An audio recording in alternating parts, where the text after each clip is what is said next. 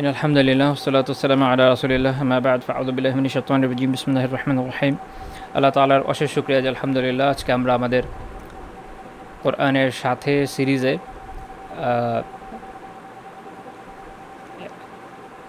নতুন একটি সূরা নিয়ে আলোচনা শুরু করতে যাচ্ছি, যেটি হচ্ছে সূরা আল বাকারা। এটা হচ্ছে আমাদের 11তম পার্ট। আলহামদুলিল্লাহ, আল্লাহ তাআলার অনেক শুকরিয়া যে আমরা এর আগে সূরাতুল ফাতিহার আলোচনা শেষ করেছি এবং এই মুহূর্তে পবিত্র কোরআনের সবচেয়ে দীর্ঘ যে সূরাটি সেটি নিয়ে আলোচনা শুরু করতে যাচ্ছে। আলহামদুলিল্লাহ, আল্লাহ তাআলার অশেষ শুকরিয়া যে তিনি এই পর্যন্ত আসার তৌফিক দিয়েছেন। তার কাছে দোয়া করি যেন একদম শেষ পর্যন্ত আমরা এগিয়ে যেতে পারি ইনশাআল্লাহ তাআলা। আল্লাহ তাআলা আমাদের আমলগুলো কবুল করুন, আমাদের প্রয়াসকে কবুল করুন এবং আমাদের তৌফিক দিন আমরা যেন ঠিকমতো হক আদায় করে আলোচনাটা করতে পারি এবং আপনারা এবং আমি নিজেও আমরা সবাই যেন উপকৃত হতে পারি। আমিন ইয়া রাব্বাল আলামিন। তো এই মুহূর্তে প্রচণ্ড গরম, আমাদের দেশের উপর দিয়ে হিটওয়েভ চলে যাচ্ছে, আর এই কারণে আমি আসলে ফ্যানটা অফ করে রেকর্ড করতে পারবো না। তো স্বাভাবিকভাবে আপনাদের কাছে হয়তো ফ্যানের সাউন্ড যাবে, এই জন্য অগ্রিম দুঃখ প্রকাশ করে নিচ্ছি। আশা করি এরপরও ইনশাআল্লাহ তাআলা মূল আলোচনা ঠিকমতো শোনা যাবে বলে আমার প্রত্যাশা। তো চলুন আলোচনা শুরু করি। আজকে আমরা সূরা বাকারার নামকরণ, এর কিছু বৈশিষ্ট্য এবং এতে যে আলোচ্য বিষয়গুলো রয়েছে সেটা নিয়ে আলোচনা করার চেষ্টা করবো ইনশাআল্লাহ তাআলা। ইচ্ছা ছিল ফজিলত নিয়ে আজকে আলোচনা করবো, বাট তাহলে আলোচনা অনেক বেশি লম্বা হয়ে যাবে, যেটা এক ভিডিওতে আনা সঠিক হবে বলে মনে হয় না। তো ইনশাআল্লাহ তাআলা পরবর্তী ভিডিওতে আমরা সেই বিষয়টা নিয়ে আলোচনা করার চেষ্টা করব। আজকে আমরা শুধুমাত্র নামকরণ নিয়ে আলোচনা করব এবং কিছু বৈশিষ্ট্য এবং আলোচ্য বিষয় নিয়ে আলোচনা করব ইনশাআল্লাহ তাআলা। প্রথমে আসুন সূরাতুল বাকারা এর নামকরণ। এমনিতে আমাদের দেশে যে অনুবাদগুলো আছে অনেক জায়গায় এভাবে গাভী বা এরকম নামকরণ করা হয়ে থাকে। আপনাদের হয়তো খেয়াল আছে, আমরা শুরুতে সূরাতুল ফাতিহার আলোচনার সময় বলেছিলাম যে সূরাগুলোর যে নামকরণ করা হয়, নামকরণের ক্ষেত্রে এটা মূল আলোচ্য থাকে না অধিকাংশ সময়ে যে ওই সূরাতে কি এইটাই একমাত্র আলোচ্য বিষয় কি না, এমন না, বরং বেশ কিছু ফ্যাক্টর আছে যেগুলোর উপর ভিত্তি করে একটা সূরার নামকরণ করা হয়। এর মধ্যে এরকম হয় যে তাতে যে বিষয়টা আলোচিত আছে, যে বিষয়গুলো আলোচিত আছে তার মধ্যে কোনো একটাকে হয়তো নামকরণ করা হবে। দেখা যাবে কখনো কখনো এমনও দেখা যায় যে ওইটার সবচেয়ে গুরুত্বপূর্ণ পয়েন্ট না। যেমন সূরা বাকারার আলোচনায় যখন আমরা আসবো ইনশাআল্লাহ তাআলা আমরা দেখব যে সূরা বাকারাতে এত গুরুত্বপূর্ণ বিষয় আলোচনা আছে যেটা আপনি যখন পড়বেন নিজে বিস্মিত হবেন যে এতগুলো বিষয়ের ভিতরে আলোচিত আছে। এই এতগুলো বিষয়ের ভিতরে একটা বিশেষ ঘটনাকে ইঙ্গিত করে এর নামকরণ করা হয়েছে। বাকি বিষয়গুলো এর থেকে কম গুরুত্বপূর্ণ এরকম না। বা আমরা এক কথা এভাবে বলতে পারি যে এখানে যে একটি গরু বা গাভীর গল্প আছে বা ঘটনা আছে, সেই ঘটনাটা এটার মুখ্য বিষয় তেমন না, তবে এই ঘটনার আলোচনা এই সূরাটিতে রয়েছে, এই কারণে এর উপর এই নামকরণ করা। আমরা যেমন এর আগেও আলোচনা করেছি যে দেখা যায় যে এক একটা সূরাকে আসলে এক একটা প্রেক্ষাপটে নামকরণ করা হয়, কখনো আলোচ্য বিষয়ের উপর ভিত্তি করে, কখনো শুরুর শব্দের উপর ভিত্তি করে, কখনো সবচেয়ে গুরুত্বপূর্ণ বিষয়ের উপর ভিত্তি করে, এরকম আর কি। তো সূরাতুল বাকারার ভিতরে এরকম একটা ঘটনা রয়েছে যার উপর ভিত্তি করে এর নামকরণ হয়েছে সূরাতুল বাকারা। তো যেটা বলছিলাম যে অনেক সময় এটা অনুবাদ গাভী করা হয়েছে, বিভিন্ন বাংলা অনুবাদ আমি দেখেছি। এখানে একটা বিষয় একটু খেয়াল রাখতে হবে, সেটা হচ্ছে এই যে শব্দটা আল বাকারা, এর মানে আসলে কি, এটা একটু বোঝা দরকার। এটা কি আসলে শুধু গাভীকে বোঝাচ্ছে? আসলে তেমনটা নয়। মানে বাকারার মূল শব্দটা কি? মূল হচ্ছে আল বাকারু, ফাআল ওজনে একটা শব্দ। এটা দিয়ে আসলে বোঝাচ্ছে কি, এটাকে বলে ইসমে জিন্স বা শ্রেণীবাচক বিশেষ্য, অর্থাৎ পুরো গরু প্রজাতি, অর্থাৎ গরু প্রজাতি যেটা আছে এই স্পিসিসটা, এটাকে পুরোটাকে বোঝানো হয় আসলে আল বাকারা দিয়ে।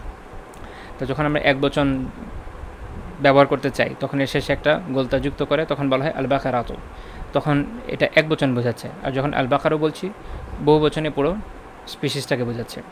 এজন্য ইমাম জাইনুদ্দিন রাজি রাহিমাহুল্লাহ তাআলা তার কিতাব মুখতার সিহা এখানে আলোচনা করতে গিয়ে বলছেন যে ওয়াল বাকারাতু তাকাউ আলা যাকারি ওয়াল উনসা, যে বাকারা শব্দটা যেটা, এই শব্দটা আসলে পুংলিঙ্গ এবং স্ত্রীলিঙ্গ উভয়ের উপরেই প্রযোজ্য, অর্থাৎ একটা গরু হতে পারে, একটা গাভীও হতে পারে, উভয়ের ক্ষেত্রে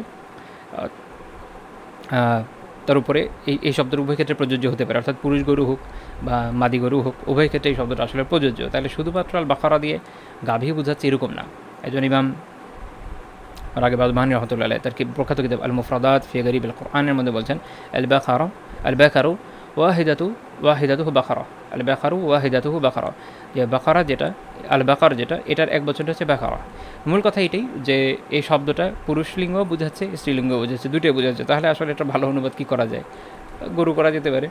ইংরেজিতে দেখবেন যে তারা তাফসিরগুলোতে বা তাদের কোরআনের যে অনুবাদ সেখানে তারা এটার অনুবাদ করছে দ্য কাউ, শুধু কাউ লিখে, ওখানে আলাদাভাবে এটা ষাঁড় বা গাভী এই অনুযায়ী কোনো শব্দের অনুবাদ আসলে করছেন না, তারা জাতিবাচক যে শব্দটা কাউ সেটা ব্যবহার করছেন। তো এটা হচ্ছে মূল কথা, যে এই শব্দটা মূলত গরু বোঝাচ্ছে। তো আমাদের আসলে অনুবাদের দিকে সেভাবে যাওয়া যে খুব প্রয়োজন আছে এরকম না, সূরার নামটা আসলে যেভাবে সেভাবেই থাকুক। যেমন আমরা ছোটোবেলায় একটা কথা শুনতাম না, যে নামের অনুবাদ প্রয়োজন নেই। হ্যাঁ, তো নাম যেভাবে আছে থাকুক ওভাবে। তারা আমরা শুধু এটার অর্থটা দেখি, যেন এটার যে মূল সেন্সটা এটা আমরা ধরতে পারি, যে আসলে এখানে মূল আলোচ্য বিষয়টা কী হতে যাচ্ছে, এই নামটার পেছনে কী আছে, নামটার পেছনে রহস্যটা কী, বা কোন অর্থকে এই নামটা বহন করছে সেটা যেন আমরা জানতে পারি বা বুঝতে পারি। এই জ্ঞানটুকু আমাদের জন্য যথেষ্ট। আমাদের প্রয়োজন নেই যে ওইটার অনুবাদ করেই দিতে হবে এরকম না, নাম যেভাবে আছে থাকুক, সমস্যা নেই। আমার নাম আপনার নাম এটার অনুবাদ করেই দিতে হবে এরকম না, যেভাবে নামকরণ করা হচ্ছে থাকুক। আচ্ছা, এবার আমরা একটু কয়েকটা পয়েন্ট যদি একটু দেখি যে এই সূরার সাথে রিলেটেড কিছু বিষয়। প্রথম কথা হচ্ছে, এটা কোরআনের সবচাইতে দীর্ঘ সূরা, 286টা আয়াত রয়েছে, এটা সবচেয়ে দীর্ঘ, এর চেয়ে দীর্ঘ কোনো সূরা নেই। এখান থেকে আমরা এটা বুঝতে পারছি যে আমাদের আজকে যে জার্নিটা শুরু হতে যাচ্ছে আলহামদুলিল্লাহ এটা বেশ লম্বা হবে, আল্লাহ যদি তৌফিক দেন, এবং দোয়া করি যেন শেষ করতে পারি, আল্লাহ তাআলা এই তৌফিক দিন, আমিন। তারপরের বিষয় হচ্ছে যে সবচেয়ে দীর্ঘ যে আয়াত সেটাও কিন্তু এই সূরাতেই। এই সূরার 282 নম্বর আয়াত হচ্ছে কোরআনের সবচেয়ে দীর্ঘ আয়াত। তাহলে দীর্ঘ সূরাও এটা, আবার দীর্ঘতম যে আয়াত সেটাও এই সূরাতেই রয়েছে। আবার সবচেয়ে মাহাত্ম্যপূর্ণ যে আয়াতটি সেটাও কিন্তু এই সূরাতে আছে, আয়াতুল কুরসি, যেটা 255 নম্বর আয়াত। এই সূরার 255 নম্বর আয়াত হচ্ছে আয়াতুল কুরসি, এটা হচ্ছে সবচেয়ে মাহাত্ম্যপূর্ণ আয়াত। তো আলহামদুলিল্লাহ আমরা এটাও দেখলাম যে সবচেয়ে দীর্ঘ সূরা, দীর্ঘতম আয়াত এর মধ্যে রয়েছে, এবং সবচেয়ে মাহাত্ম্যপূর্ণ আয়াতও এই সূরার ভিতরে রয়েছে। সবচেয়ে বেশি আহকাম সমৃদ্ধ আয়াত, অর্থাৎ সবচেয়ে বেশি বিধিবিধান, রুলিংস, এই সব কিছু আপনি এই সূরাতে সবচেয়ে বেশি পাবেন। কোরআনের অনেকগুলো সূরাতে বিভিন্ন আয়াতে বিভিন্ন বিধিবিধান বা শরঈ রুলিংসগুলো আলোচিত হয়েছে, তার মধ্যে সবচেয়ে বেশি আলোচিত হয়েছে এই সূরায়। এখানে এটা একটা আলোচ্য বিষয় যে পুরো সূরাটাই মূলত মদিনায় অবতীর্ণ, পুরো সূরাটি মদিনাতে অবতীর্ণ, যেটা এটা মাদানী সূরা, যেহেতু মাদানী জীবনে অবতীর্ণ। অধিকাংশ মাদানী জীবনের শুরুর দিকে অবতীর্ণ, কিছু অংশ পরে অবতীর্ণ। এখানে এটা আমি আলোচনা করছি, এর একটা কারণ আছে, কারণ কেউ কেউ মনে করেন যে কিছু অংশ সম্ভবত মক্কা অবতীর্ণ, এটা সঠিক নয়। ইমাম ইবনে কাসির রাহিমাহুল্লাহ তাআলা তার তাফসীরে আলোচনা করতে গিয়ে বলছেন যে আল বাকারাতু জামিউহা মাদানিয়াতুম বিলা খিলাফ, সূরা আল বাকারা পুরোটাই মাদানী, এতে কোনো ইখতিলাফ নাই। ইবনে কাসির রাহিমাহুল্লাহ বলছেন যে এটা কোনো ইখতিলাফ নাই। ইমাম ইবনে জুরাইজ আতা রাহমাতুল্লাহ থেকে বর্ণনা করেছেন, তিনি ইবনে আব্বাস রাদিয়াল্লাহু তাআলা থেকে বর্ণনা করেছেন যে উনজিলা বিল মাদিনা সূরাতুল বাকারা, সূরাতুল বাকারা মদিনায় অবতীর্ণ হয়েছে। আব্দুল ইবনে জুবাইর রাদিয়াল্লাহু তাআলা আনহু তিনি বলেছেন উনজিলা বিল মাদিনা সূরাতুল বাকারা, সূরাতুল বাকারা মদিনায় নাজিল হয়েছে। তো আমরা দুইজন সাহাবী আব্দুল ইবনে আব্বাস এবং আব্দুল ইবনে জুবাইর রাদিয়াল্লাহু তাআলা আনহু ওনাদের বক্তব্য পেলাম। ইমাম ওয়াকিদ রাহিমাহুল্লাহ তাআলা দহাক বিন ওসমান থেকে, তিনি আবু জিনাদ থেকে, তিনি খারাজা বিন যায়েদ বিন সাবিত থেকে, তিনি তার পিতা অর্থাৎ যায়েদ বিন সাবিত রাদিয়াল্লাহু তাআলা আনহু আরেকজন প্রখ্যাত সাহাবী, তার থেকে বর্ণনা করেছেন যে নাজিলাতুল বাকারা বিল মাদিনা, সূরা বাকারা মদিনায় নাজিল হয়েছে। আর এই কারণে ইবনে কাসির রাহিমাহুল্লাহ বলেছেন ওয়াহাকাযা ক্বালা গায়রু ওয়াহিদ মিনাল আইম্মা ওয়াল উলামা ওয়াল মুফাসসিরিন ওয়ালা খিলাফা ফিহি, তিনি বলছেন যে এই রকম কথাই বলেছেন অন্যান্য অনেক ইমামগণ, মুফাসসিররা, এবং এই বিষয়ে কোনো মত পার্থক্য নেই। তাহলে আমরা এটা জানতে পারলাম যে সূরা বাকারা পুরোটাই মাদানী জীবনের অবতীর্ণ, এবং এর কিছু অংশ মাক্কি জীবনে অবতীর্ণ সেরকম নয়, পুরোটাই মাদানী জীবনে অবতীর্ণ। আচ্ছা, এরপরে আমরা যে বিষয়টা নিয়ে আলোচনা করব, আমাদের আজকের আলোচনার সবচেয়ে লম্বা অংশ হয়তো এটা হতে যাচ্ছে ইনশাআল্লাহ, সেটা হচ্ছে আলোচিত বিষয়। এই সূরায় আলোচিত বিষয়গুলো কী কী? আমি প্রথম ভেবেছিলাম এটা বইয়ের বুলেট পয়েন্ট নিয়ে আলোচনা করে দিব, কিন্তু পরে মনে হলো না, একটু আলোচনা দরকার, কারণ 286 আয়াতের একটা সুদীর্ঘ সূরা, তাতে যা যা আলোচিত হয়েছে এমন একটা পার্ট থাকা উচিত, যাতে এমন একটা পর্ব থাকা উচিত আমাদের আলোচনায়, যেখানে এই কথাগুলোকে আমরা একবারে সংক্ষিপ্তভাবে হয়তো আলোচনা করে যাব। তাহলে সুবিধা যেটা হবে যে আপনার অন্তত এটা খেয়াল থাকবে যে শুনে আমরা কী কী আলোচনা করতে যাচ্ছি ইনশাআল্লাহ আজিজ। নয়তো এত লম্বা আলোচনা, একের পর এক পার্ট চলে যাবে, হয়তো আপনার খেয়ালই থাকবে না যে আমরা এখানে কী আলোচনা করলাম। তো ইনশাআল্লাহ তাআলা এখন আমরা এই বিষয়ে আলোচনা করবো যে সূরার মোট আলোচ্য বিষয়গুলো ইন এ নাটশাল, সংক্ষেপে। প্রথম এটা মনে রাখেন, যেটা আমি এর আগেও বলেছি, যে এখানে সবচেয়ে বেশি বিধিবিধান আলোচিত হয়েছে, এবং এখানেও খেয়াল রাখার বিষয় হচ্ছে যে মাদানী সূরাগুলোর একটা বিশেষ বৈশিষ্ট্য হচ্ছে মানুষের যে সামাজিক জীবনের প্রয়োজনীয় আইনকানুন, মানুষের সামাজিক জীবনের প্রয়োজনীয় আইনকানুনগুলো কিন্তু মাদানী সূরায় আলোচিত হয়। তো এই সূরাতেও মানুষের সামাজিক জীবনের জন্য প্রয়োজনীয় আইনকানুন আলোচিত হয়েছে। বিশেষ করে আমরা জানি যে মদিনায় হিজরতের পরে রাসূলুল্লাহ সাল্লাল্লাহু আলাইহি ওয়াসাল্লাম যখন ইসলামী রাষ্ট্র প্রতিষ্ঠা করলেন, এখানে মানুষের সামাজিক জীবনের অনেক প্রয়োজনীয়তা তৈরি হলো, অনেক সামাজিক আইনের প্রয়োজনীয়তা সামনে আসলো। কারণ আগেকার সময় যে আইনগুলো ছিল এগুলো তার এখন প্রযোজ্য হবে না। রাষ্ট্রীয় আইন আসলো, অর্থনৈতিক অনেক বিভিন্ন বিষয়ের আইন কানুনের প্রয়োজন দেখা দিল, এবং এই আইনগুলোর যে প্রয়োজনীয়তা এটা পূরণ করার প্রক্রিয়াটা আল্লাহ তাআলা মাদানী জীবনে শুরু করে দিলেন, এবং বিভিন্ন সূরাতে এই বিষয়ক আলাপ আলোচনাগুলো অবতীর্ণ হতে থাকলো। এর ক্ষেত্রে সবচেয়ে উল্লেখযোগ্য একটি সূরা হচ্ছে সূরা আল বাকারা। এর ভিতরে আমরা দেখব যে এই সামাজিক জীবনের সাথে রিলেটেড প্রচুর বিধিবিধান এর ভিতরে আলোচিত হয়েছে। শরিয়াতের অধিকাংশ বিধিবিধান এই সূরার মধ্যে আপনি পাবেন। এর ভিতর আকায়েদ আছে, সবচেয়ে গুরুত্বপূর্ণ বিষয় আকাইদা, কারণ আল্লাহ তাআলা রাসূলদেরকে প্রেরণই করেছেন মানুষের আকীদা শুদ্ধ করার জন্য। সকল রাসূলের আকীদা আমরা জানি কি একই, শুধু যে বিধিবিধানগত পার্থক্য এটা বিভিন্ন রাসূল বিভিন্ন নবী শিক্ষার ভিতরে পাওয়া যায়, কিন্তু মূল যে আকীদা এটা সবার ক্ষেত্রে এক। তো এই সূরার আলোচ্য বিষয়ের মধ্যে রয়েছে আকাইদ, ইবাদত, মুআমালাত, মানুষের পারস্পরিক লেনদেন রয়েছে, আখলাক সম্পর্কে মানুষের যে চারিত্রিক বৈশিষ্ট্য হওয়া উচিত, উত্তম আখলাক, সেটা নিয়ে আলোচনা আছে। বিবাহ সম্পর্কিত মাসাইল আছে, এখানে আমরা দেখি যে তালাক সম্পর্কে মাসাইল আছে, ইদ্দাত সম্পর্কে মাসাইল আছে, শরীয়তের অন্যান্য বিভিন্ন বিষয়ের বিধান রয়েছে। সহজ কথায় আপনি যদি খেয়াল করেন যে মানুষের ব্যক্তি, সামাজিক এবং পারিপার্শ্বিক জীবনের জন্য যেসব বিষয় দরকার সেসব বিষয়ের আইন কানুনগুলো, প্রয়োজনীয় বিধিবিধানগুলো আলহামদুলিল্লাহ আমরা এই সূরার মধ্যে দেখতে পাচ্ছি। সূরার শুরুতে একদম মুমিন নিয়ে আলোচনা আছে, কাফির এবং মুনাফিকদের গুণাবলী উল্লেখ করা আছে। আমরা যখন আলোচনা করতে যাই মানুষের জীবন নিয়ে, আমরা দেখব যে মানুষ আসলে ব্রড সেন্সে 3টা ক্যাটাগরিতে আপনি ভাগ করতে পারবেন মানুষকে। এক হচ্ছে মুমিন, যে আল্লাহ তাআলার উপর ঈমান এনেছে, তার দিনকে অনুসরণ করছে। একটা হচ্ছে কাফের, মুশরিক, যারা আল্লাহ তাআলার দিনকে গ্রহণ করে নাই। তারা কেউ হতে পারে নাস্তিক, কেউ হতে পারে যে একাধিক ঈশ্বরে বিশ্বাসী। আবার একদল আছে যারা নিজেদেরকে মুসলিম দাবি করছে কিন্তু ভিতরে তারা আসলে ঈমান আনে না, এর হচ্ছে মুনাফিক। তো এই 3 ক্যাটাগরির মানুষ থাকে। 3 ক্যাটাগরির মানুষের পরিচয় কী, তাদের সাথে আমরা কীভাবে ডিল করব, এটার দিক নির্দেশনা কিন্তু এই সূরাতে আলোচনা আমরা দেখব। একদম শুরু থেকে সূরার শুরু থেকে এটা আলোচনা শুরু হচ্ছে, অর্থাৎ যেন একটা ইঙ্গিত থাকছে যে তোমরা জীবনের যত বিধিবিধান হোক, যাই হোক, অ্যাপ্লাই করতে যাও না কেন, সবার আগে তোমার এটা জানা দরকার যে কাদের সাথে আমরা ডিলটা করতে যাচ্ছি, মুমিনের সাথে, মুনাফিকের সাথে, না কাফের মুশরিকদের সাথে, কার পরিচয় কী, তার সাথে আমি যদি কারোর সাথে ডিল করতে চাই, সবার আগে তো আমার জানা লাগবে যে আমি কার সাথে করতে যাচ্ছি ডিল, সে কেমন, এবং তার পরিচয়টা যখন আমি জানবো সেই অনুযায়ী আমি সতর্ক হতে পারবো এবং সঠিকভাবে তাদের সাথে আমি আমার ডিলিংসটা করতে পারবো। তো একদম শুরু থেকেই আলোচনা আসছে, এবং সৌভাগ্যবান দুর্ভাগ্যবানের মাঝে তুলনামূলক পার্থক্য নির্ণয়ের জন্য ঈমান, কুফর এবং মুনাফিকদের যে প্রকৃত অবস্থা এটা এই সূরায় বিস্তারিত আলোচিত হয়েছে। এরপর আলোচনা হয়েছে সৃষ্টির সূচনা সম্পর্কে, মানুষ সম্পর্কে আলোচনা হয়েছে। এবার আসলে আমরা সৃষ্টির আলোচনায় চলে যাই।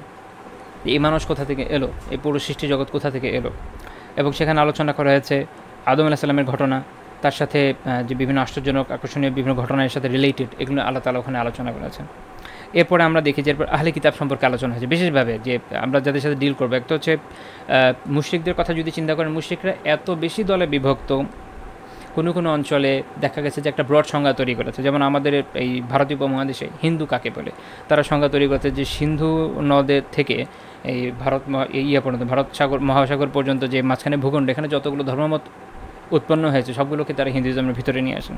এই কারণে বৌদ্ধ ধর্মের বিখ্যাত পণ্ডিত রাহুল সাংকৃত্যায়ন, তিনি যেমন বৌদ্ধ ধর্মকেও হিন্দু ধর্মের অংশ হিসাবেই গণ্য করেছেন। কেন? কারণ হচ্ছে এটা এই অঞ্চলের মধ্যে উৎপন্ন, কিন্তু ধর্ম কিন্তু একটা না, ধর্ম অনেক। আমি পড়েছিলাম যে এই অঞ্চলের মধ্যে কমপক্ষে বিয়ে বিষয়ক পদ্ধতি, মানে কীভাবে বিয়ে হবে এটার পদ্ধতি সম্ভবত 22টা অ্যাটলিস্ট, মানে স্বীকৃত বড় স্বীকৃত পদ্ধতি। আর ছোটোখাটো বিভিন্ন ছোট গোত্রীয় পদ্ধতি যেগুলো থাকে বা খুবই মাইনর ধরনের পদ্ধতি, এগুলোর পার্থক্য তারও বেশি হবে। সেটা একটা রিলিজিয়ন, এটা হচ্ছে অনেকগুলো রিলিজিয়নের একটা, আপনি বলতে পারেন একটা আমব্রেলা টার্ম বলে না, আমব্রেলা টার্ম, এটা হচ্ছে একটা আমব্রেলা টার্ম হিন্দুইজম। তো এক্ষেত্রে আপনি কিন্তু এইভাবে ডিল করতে পারবেন না যে তোমাকে এটা বলি তোমাকে ওটা বলি, এভাবে না। বরং সবাইকে ওভারঅল সারা দুনিয়াতে মুশরিকদের যে সাধারণ নীতি আদর্শ, তাদের যে চিন্তা চেতনা, সেইটার মূলে আঘাত করার জন্য যে কথাগুলো বলা দরকার, আপনি দেখবেন কোরআন শুধু ওই কথাগুলো বলেছে। ইন্ডিভিজুয়াল লেখকে ধরে বলার চেষ্টা করেন, যেমন নাবাতিয়ানদের এই কুফর, এই শিরক আছে, পারসিকদের এই আছে, অমুকদের, সবাইকে ধরে বলা সম্ভব না, কারণ তাহলে তো লাখ লাখ পৃষ্ঠা বই লিখতে হবে। তা আল্লাহ তাআলা এটা করেন নেই। আল্লাহ তাআলা একদম প্রয়োজনীয় যে আলোচনাগুলো, মৌলিক যে আলোচনাগুলো, সেগুলো করে দিয়েছেন। তবে খ্রিস্টান এবং ইহুদিদের বিষয়টা ভিন্ন, যেহেতু এটা আলাদা দুটো ধর্মমত এবং এদের বিশ্বাসের মৌলিক ভিত্তিগুলো প্রায় এক। মানে খ্রিস্টানিটির ভিতরে তাদের যদিও সাবসেকশন আছে, সেখানে প্রোটেস্ট্যান্ট আছে এখনকার সময়, যেটা ওই জামানে ছিল না, ওই সময় ক্যাথলিক ছিল এবং অর্থোডক্স ছিল, আর কপটিকরা ছিল। তো এখন মাঝখানে প্রোটেস্ট্যান্ট বেড়ে গেছে, তো 4টা হয়ে গেছে। তো তারপরে এদের যে মৌলিক বিশ্বাস যে জায়গাগুলো সেটাকে অ্যাড্রেস করেছে কোরআন, সেটাকে হাদিসে অ্যাড্রেস করা হয়েছে। আবার ইহুদিদের ক্ষেত্রেও সেম।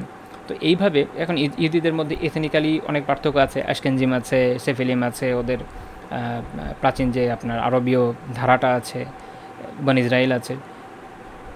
আমি কনসিয়াসলি বন ইসরায়েলকে আলাদা বলেছি, এর কারণ হচ্ছে বন ইসরায়েল অ্যাকচুয়ালি এটা একটা আলাদা এথনিসিটি জিউসদের ভিতরে, আর বাকিগুলো কিন্তু ডিফারেন্ট এথনিসিটি। একটা স্প্যানিশ, একটা হচ্ছে আপনার ইস্টার্ন রাশিয়ান, ওয়েস্টার্ন রাশিয়ান একটা এথনিসিটি, আর আরেকটা হচ্ছে আপনার ইয়েমেনি।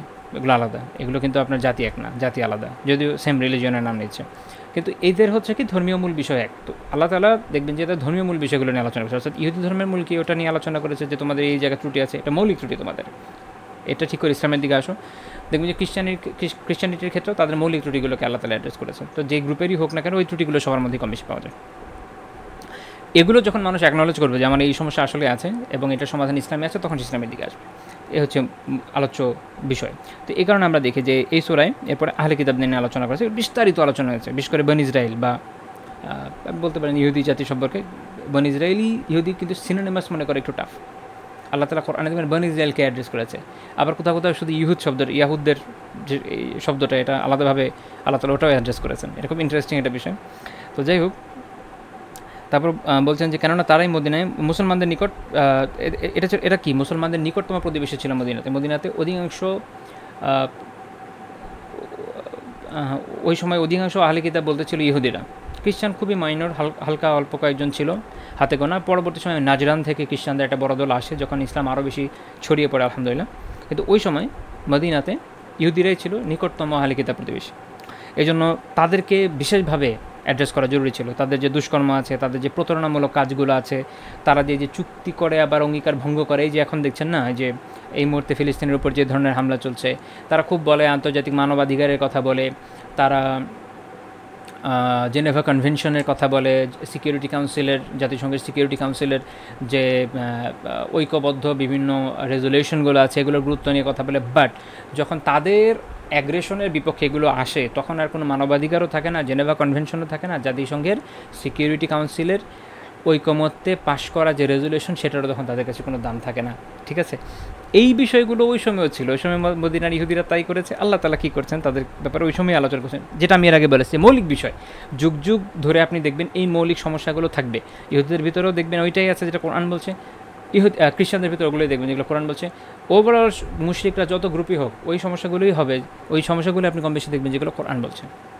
যেহেতু এটা একদম কিয়ামত পর্যন্ত আল্লাহ তাআলার নাজিলকৃত শেষ গ্রন্থ, তাই আল্লাহ তাআলা এমনভাবে এটা নাজিল করেছেন যে সব সময়কার প্রয়োজনীয় যে মৌলিক সমস্যা সেটা সমাধান এখানে পাবেন, আবার এই সমস্যাটাও এখানে আইডেন্টিফাই করে দেওয়া আছে।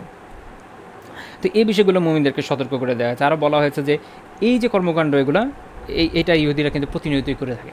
এটা এমন না মুসলিমদের সাথে করেছে, আগেও করেছে, অন্যান্য জাতির সাথেও করেছে। অন্যরা যে তাদের উপর আক্রমণ চালিয়েছে এমনি করেনি, এই কাজগুলোর জন্যই করেছে। এবং এই সূরা বাকারার 1/3 চেয়েও বেশি, 1/3, 1/3 চেয়েও বেশি কি এই ইহুদিদের নিয়ে আলোচনা, বনী ইসরাইল নিয়ে আলোচনা। শুরু হয়েছে 40 নম্বর আয়াত থেকে, ইয়া বনী ইসরাঈল উযকুরু নি'মাতি আল্লাতী আন'আমতু আলাইকুম, এই আয়াত থেকে শুরু হয়েছে। আর 124 নম্বর আয়াত, ওয়াইয ইবতালা ইব্রাহিমা রাব্বুহু বিকালিমাতিন ফাআতাম্মাহুন, এই আয়াতে গিয়ে এটা শেষ হয়। এই পর্যন্ত আলোচনা চলেছে। 40 থেকে 124 পর্যন্ত আমরা দেখছি আলোচনাগুলো আছে। আর এরপরে আমরা দেখব যে এই সূরার বাকি অংশে ইসলামী শরীয়তের বিভিন্ন বিধিবিধান আলোচনা করা হচ্ছে। কারণ মুসলিমরা একটা ইসলামী রাষ্ট্র গঠন করেছে, এটা আমি এর আগে বলেছি। এখন তাদের অনেক ধরনের বিধিবিধানের প্রয়োজনীয়তা উপস্থিত হয়েছে, যেটা মাক্কি জীবনে ছিল না। মাক্কি জীবনে মানুষের তাওহীদের প্রয়োজন ছিল, আলোচনার প্রয়োজন ছিল বেশি। একটা সুদীর্ঘ সময় কিন্তু শুধু তাওহীদ নিয়ে আলোচনা হয়েছে। এরপর জান্নাত নিয়ে আলোচনা হয়েছে, জাহান্নাম নিয়ে আলোচনা হয়েছে, হালকা কিছু বিধিবিধান নিয়ে আলোচনা ছিল। কিন্তু ব্যাপকভাবে যখন একটা সোসাইটি প্রতিষ্ঠিত হয়ে যায়, একটা রাষ্ট্র প্রতিষ্ঠিত হয়ে যায়, তখন কিন্তু ওই একটা দুইটা কথা দিয়ে আর হয় না। তখন মানুষকে জীবনের প্রয়োজনীয়তা বাড়ে। তখন তাকে দেখিয়ে দিতে হয় যে তুমি তোমার সমাজকে কীভাবে গঠন করবা, তুমি তোমার পরিবারকে কীভাবে গঠন করবে চালাবা, তুমি তোমার রাষ্ট্রকে কীভাবে গঠন করবে চালাবা। এবং এই যে কোরআনের অবতরণের ধারা, এটা আমাদেরকে কিন্তু একটা প্রত্যক্ষ শিক্ষা, পরোক্ষ না, প্রত্যক্ষ শিক্ষাই প্রদান করে। সেটা হচ্ছে দিনের একটা বিশাল অংশকে যদি আপনি অ্যাপ্লাই করতে চান, অবশ্যই আপনার আশেপাশের সোসাইটি এবং পুরো রাষ্ট্রকে ইসলামিক পর্যায়ে আসতে হবে। এটা না হলে আপনি তো পারবেন না। যতই চেষ্টা করেন, ওই যে আমরা বলি যে আমার পার্সোনাল লাইফে চেঞ্জ করতে হবে, অবভিয়াসলি পার্সোনাল লাইফে তো অবশ্যই চেঞ্জ করতে হবে, আমার পুরো বডিটাকে দিনের উপর নিয়ে আসতে হবে, ইটস ট্রু, আমার পরিবারকে আনতে হবে, ইটস ট্রু, বাট বিষয়টা কিন্তু এরকম না যে একটা হবে তারপর এটা হবে তারপর এটা হবে, এমনভাবে আসলে হয় না, এভাবে দুনিয়াতে কোথাও কোনো কাজ হয় না। এটা হতে হয় এভাবে যে একদম কী বলবেন, এটাকে সিমালটেনিয়াসলি চলতে হবে। আপনার সমাজ এবং রাষ্ট্রে দিন প্রতিষ্ঠার কাজও চলতে হবে, আপনার ব্যক্তি জীবনে দিন প্রতিষ্ঠার কাজও চলতে হবে, কারণ মানুষ কখনোই একদম কী হয় না, পারফেক্ট হয়ে যায় না। আপনি কখনো তো মাসুম হতে পারবেন না, পারবেন না, আমিও পারবো না, কেউই পারবে না। নবীরাই সর্বশেষ মাসুম, নবীদের পরে তার মাসুমদের ধারা নেই, ওর শেষ। আমরা সবাই গুনাহগার এবং আমাদের জীবনে উত্থান পতন থাকবে। আমরা এই নিয়ে কাজ করবো, এই একটা গুনাহ হয়ে যাবে, আল্লাহর কাছে মাফ চাবো, আবার নিয়ে কাজ করবো, এভাবেই তো চলবে। কাজে আমি যদি এইটা চিন্তা করি যে আমি একদম পারফেকশনের একদম পিকে পৌঁছাবো, তারপরে গিয়ে আমি দিন কায়েমের কাজ করবো, ইটস নট পসিবল, এটা সম্ভব না, মানুষের জীবনে এটা সম্ভব না। তাহলে আমি তো আলিয়াযুবিল্লাহ, মানুষের এই ধরনের চিন্তাধারা যদি কারোর ভিতর থাকে, সে পরোক্ষভাবে যেন বলতে চায় যে ভাই তোমার তো নবুয়তের মাকামে পৌঁছাতে পারে, আলিয়াযুবিল্লাহ, এটা তো সম্ভব না, আমরা সাধারণ মানুষ, আমরা পারবো না। আমাদের কাজ কি? আমাদের কাজ হচ্ছে শরীয়তকে মেনে চলা। আমাদের কাজ হচ্ছে যে আমরা আমাদের জীবনে যতটুকু পারি ট্রাই করতে থাকবো, সেই সাথে সাথে সমাজে যেন কায়েম হয়, রাষ্ট্রে যেন কায়েম হয়, চেষ্টাটাও জারি রাখবো। অবশ্যই সেটাও সঠিকভাবে, দলিলের সাথে, সঠিক পন্থায়, সেখানেও যেন আমরা ভুল না করি, এটাও খেয়াল রাখতে হবে। আবার আমাদের সমস্যা হচ্ছে যে আমি যখন একটা কথা বলবো তখন কথার পিঠে আর কথা আসবে, তো সেটার প্রয়োজন নেই। আমি জাস্ট আপনাদের মূল মেসেজটা দেবো, যে মেসেজটা হচ্ছে এটা, তাই তো। আমি তো আর এর বেশি আমার পক্ষে সম্ভব না, এর বেশি আমি বলতেও পারবো না। মূল কথা হচ্ছে এটা, যেটা বলছিলাম, যে যখন ইসলামী রাষ্ট্র প্রতিষ্ঠিত হয়ে গেল, আল্লাহ তাআলা কিন্তু একের পর এক বিধিবিধান দিতে থাকলেন, কারণ এই বিধিবিধানগুলো আপনি রাষ্ট্র ছাড়া আসলে কায়েম করতে পারবেন না, খুব টাফ। অনেক বিষয় আছে আপনি পারবেন না, যেমন যে মুআমালাতের বিষয়গুলো আছে, অর্থনীতি, যেটাকে আপনি বলেন যে ইসলামী অর্থনীতি হচ্ছে পুরো শরিয়ার, হয়তো যদি ফিকহের কিতাবের আকার আয়তনে চিন্তা করেন, দেখবেন যে 4 ভাগের 3 ভাগের আলোচনা থাকে মুআমালাত, মুআশারাত, এগুলো নিয়ে আলাপ আলোচনা। এগুলো তো আসলে পার্সোনালি আপনি কখনই করতে পারবেন না, যদি রাষ্ট্রীয়ভাবে আপনাকে বাধ্য করা হয় বা এমন আইন থাকে যে আপনি পারবেন না। মনে করেন আপনি ধরেন এমন একটা পদ্ধতি চালু করতে চান যেখানে হালালভাবে মানুষ ট্রানজ্যাকশন করবে, ওখানে কোনো রিবা থাকবে না, কোনো সুদ থাকবে না, কারণ সরকার একটা আইন করে দিল যে না তুমি এটা পারবে না, আপনি কী করবেন? কিছু করার নাই তো। তো এই জন্য এরকম অনেক বিষয় আছে যেগুলো আসলে পারা যায় না, এই জন্য রাষ্ট্র ব্যবস্থাটা খুব জরুরি। এবং আমাদের অনেক আইন কারণ আছে, ইভেন যে বৈবাহিক বিষয়গুলো দেখা যায় যেগুলো পেরে ওঠা যায় না আসলে।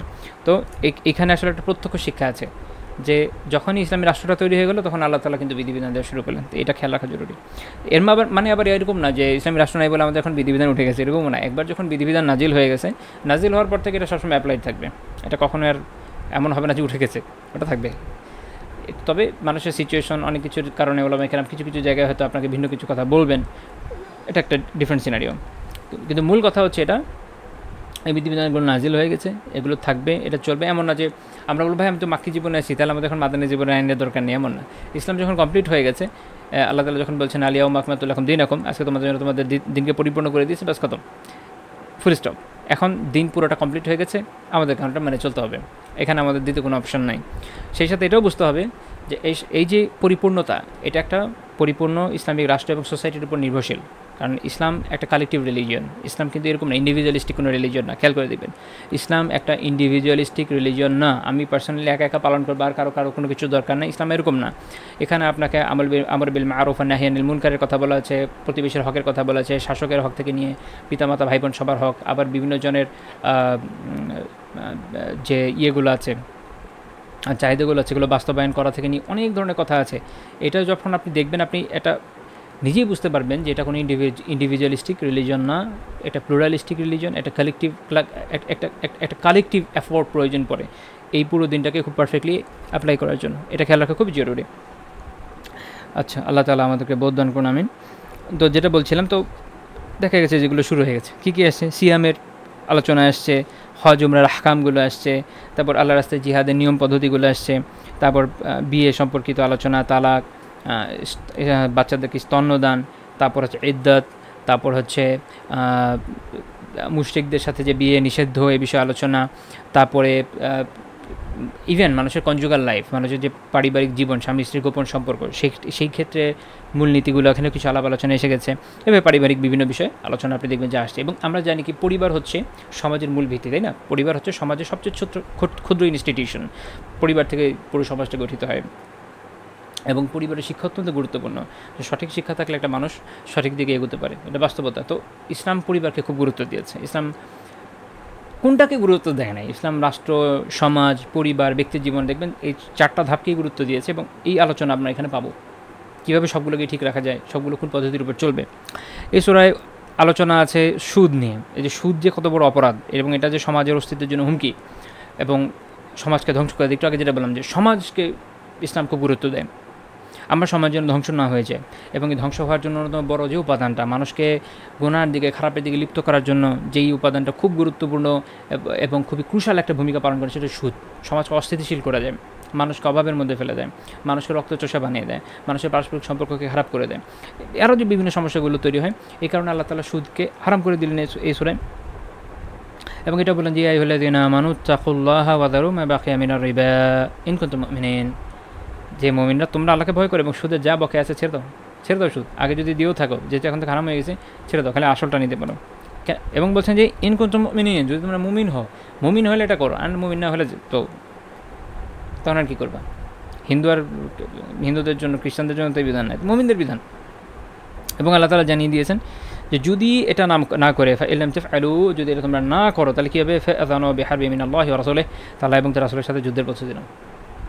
আল্লাহ তাআলা আমার যদি মনে পড়ে যে জাস্ট 2টা বিষয় সম্পর্কে এরকম আলোচনা করেছেন, যেখানে বলেছেন যুদ্ধের কথা। দুনিয়ার অনেক গুনাহ আছে, জিনা থেকে শুরু করে অনেক ধরনের পাপ আছে, কিন্তু আল্লাহ তাআলা 2টা জায়গায় এরকম যুদ্ধের ঘোষণা দিয়েছেন। যুদ্ধটা আমার মনে পড়ে, এক হচ্ছে যে এই রিবার বিষয়, আর এক হচ্ছে তার আউলিয়া। এবং আমরা জানি যে কোরআনে বলা হয়েছে যে প্রত্যেক মুমিন আল্লাহর ওয়ালি, অর্থাৎ তারা ওয়ালিদের সাথে, মুমিনদের সাথে যারা যুদ্ধ ঘোষণা করে, তাদের সাথে আল্লাহ যুদ্ধ ঘোষণা দিয়েছেন। এবং রিবা বা সুদের সাথে যারা রিলেটেড, তাদের বিরুদ্ধে আল্লাহ তাআলা যুদ্ধ ঘোষণা করেছেন। কারণ এই দুটো খুব গুরুত্বপূর্ণ বিষয়। এক হচ্ছে যে যারা আল্লাহ তাআলার ওয়ালি, যারা মুমিন, তারা আল্লাহ তাআলার বন্ধু, আল্লাহ তাআলা তাদের প্রোটেক্টর, আল্লাহ তাআলা তাদের মাওলা। অবশ্যই আল্লাহ তাআলা তার আন্ডারে যারা রয়েছেন, যাদের প্রোটেকশন তিনি দেবার ঘোষণা দিয়েছেন, তাদের বিরুদ্ধে কেউ যুদ্ধ ঘোষণা করলে অবভিয়াসলি তিনি যুদ্ধ ঘোষণা করবেন।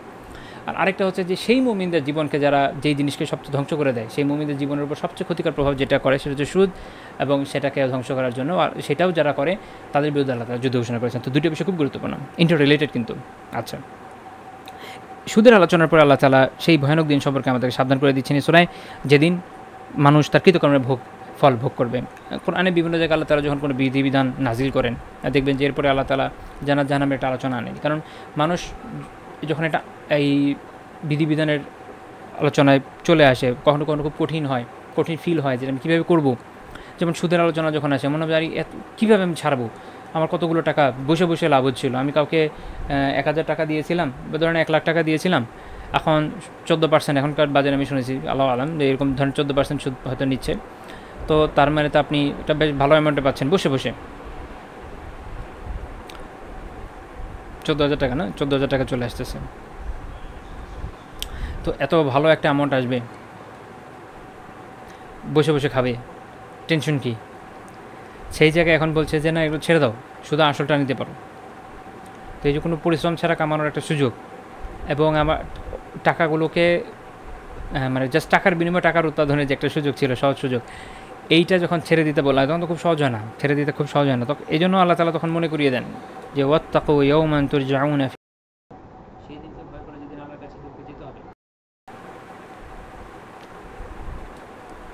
সেদিনের আলোচনা তখন আল্লাহ তাআলা সামনে নিয়ে আসেন যে আল্লাহকে ভয় করো, তুমি যে এটা ছাড়বা না, তোমাকে আল্লাহর কাছে যেতে হবে, এই বিধিবিধানগুলো তোমাকে মানতে হবে। তো কারণ তুমি যদি না মানো, আল্লাহ তাআলার কাছে যখন উপস্থিত হবে, এগুলোর তো হিসাব আসবে।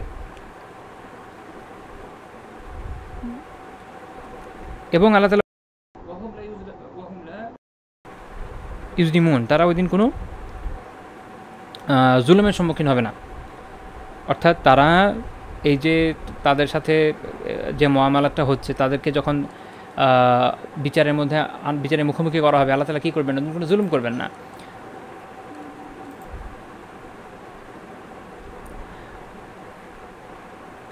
তো আল্লাহ তাআলা তো কোনো জুলুম ছাড়াই এই হিসাব করবেন, এই বিচার করবেন। তখন তোমরা তো ধরা পড়বে, তখন তোমরা কীভাবে নিজেদেরকে বাঁচাবা? তো তাই ওই দিনকে ভয় করো।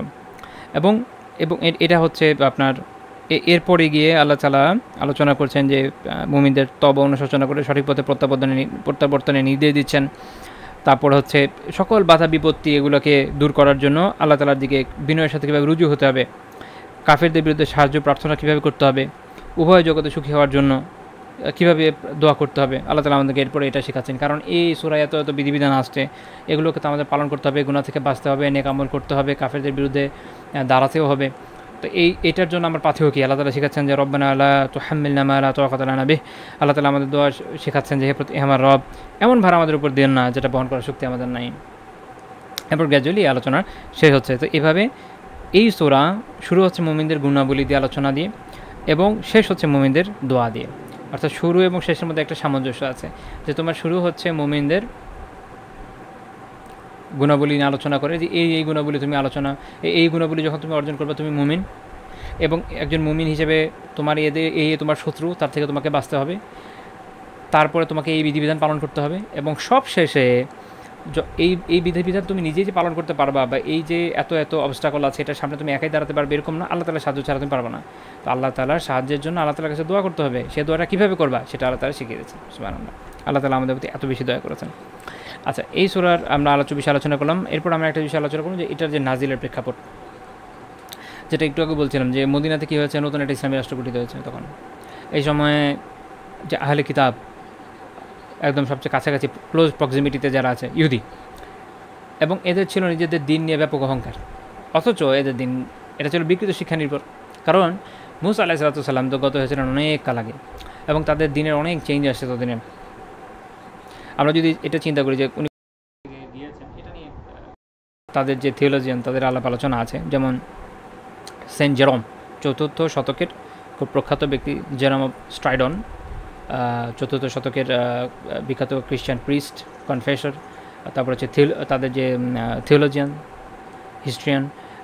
তো উনি এটার যে টাইমটা, এটা হিসাব করেছেন এরকম যে 1592 খ্রিস্টপূর্বাব্দ, অর্থাৎ ঈসা আলাইহিস সালামের তারা যে জন্মসাল হিসাব করে তারও 1592 বছর আগে মুসা আলাইহিস সালাম ছিলেন। আর রেব্বানিক্যাল জুডাইজম, তাদের হিসাব হচ্ছে 1391 থেকে 1271 খ্রিস্টপূর্বাব্দে।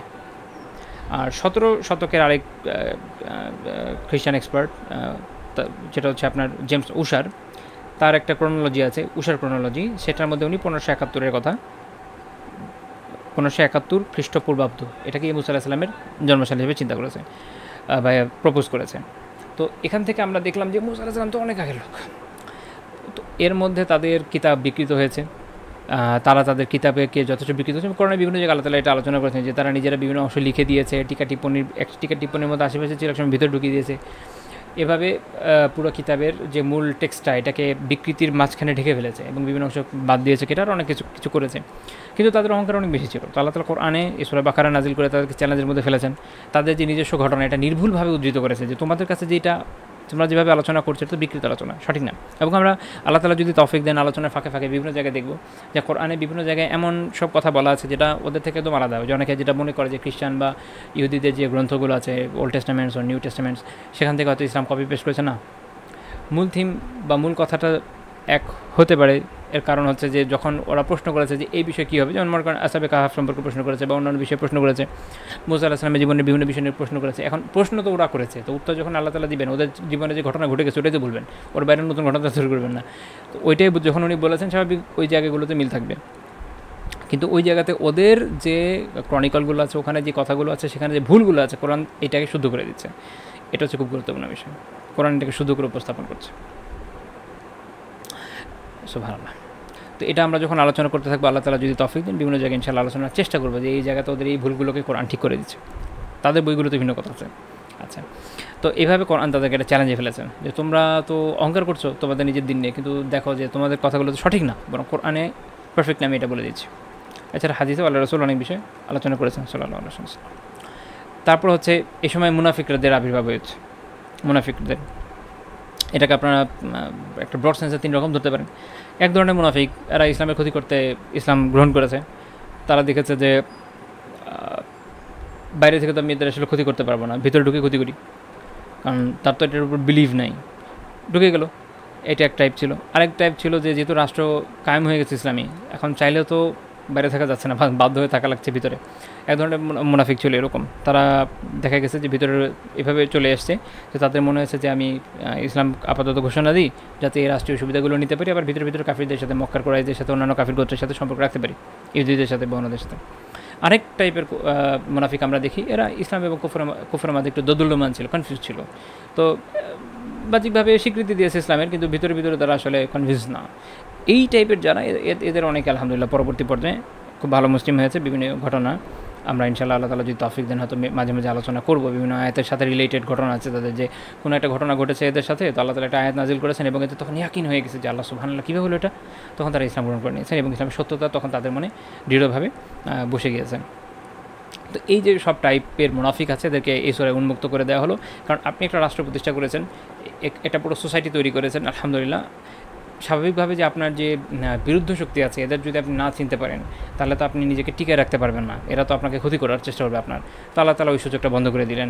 তাহলে নতুন রাষ্ট্র এবং আপনার এই রাষ্ট্র ব্যবস্থায় আপনার মূল প্রতিপক্ষ যারা হতে পারে, আহলে কিতাব যারা আছে, বিশেষ করে ইহুদি যারা সবচেয়ে কাছে নিকট প্রতিবেশী ছিল, মুনাফিকরা এবং মুশরিকদের ব্যাপারে আলোচনা সূরা একটা বড় অংশ কভার করছে। আর নতুন রাষ্ট্র গঠিত হয় মুসলিমদের যে সমাজ, সংস্কৃতি, অর্থনীতি এবং আইনগত দিক নির্দেশনার প্রয়োজন ছিল সেটাও এই সূরা কভার করছে। তো এইভাবে আলহামদুলিল্লাহ এই সূরা আমরা যদি দেখি যে নাজিলের প্রেক্ষাপট হচ্ছে এই তিনটা বিষয়, ব্রড সেন্সে আমরা যদি বলি যে তিনটা বিষয়কে কভার করা, তো এটা বলা যেতে পারে। তো আল্লাহ তাআলা এইভাবে সূরাটাকে নাজিল করলেন যে যেন এই প্রয়োজনগুলো মানুষের পূরণ হয়ে যায়। এবং আগেও বলেছে যে শুরুই হচ্ছে মুমিনদের যে বৈশিষ্ট্য সেটা দিয়ে, যাতে আমরা এই বৈশিষ্ট্যগুলো ধারণ করতে পারি, আমাদের যারা প্রতিপক্ষ আছে তাদেরকে চিনতে জানতে পারি এবং আমাদের জীবন কীভাবে গঠন করতে হয় সেটা বুঝতে পারি। এবং শেষ হচ্ছে সেই দোয়া দিয়ে, যেটার মাধ্যমে আল্লাহ তাআলার কাছ থেকে এই পথে সঠিকভাবে চলার জন্য সাহায্য চাইতে পারি। তো আমাদের আলোচনা আজকে এই পর্যন্ত থাকবে। সুবহানাকাল্লাহুম্মা বিহামদিকা লা ইলাহা ইল্লা আনতা আস্তাগফিরুকা ওয়া আতুবু ইলাইক। এবং ভুল ত্রুটি দেওয়া হয়েছে এটার জন্য অবশ্যই আল্লাহ তাআলার কাছে ক্ষমা প্রার্থনা করি। আর আপনাদের কাছেও যদি কোনো ভুল আপনাদের আর কি নজরে আসে সেক্ষেত্রে আল্লাহর কাছে দোয়া করি যেন আল্লাহ তাআলা তৌফিক দেন, পরবর্তী আলোচনাগুলো আমরা যেন ঠিকমতো করতে পারি ইনশাআল্লাহ তাআলা। তো আজকে আমাদের আলোচনা এই পর্যন্ত থাকবে এবং আল্লাহ তাআলা যদি তৌফিক দেন পরবর্তী দিন আমরা এই সূরার ফজিলত নিয়ে আলোচনা করব। আসসালামু আলাইকুম ওয়া রাহমাতুল্লাহি ওয়া বারাকাতুহু।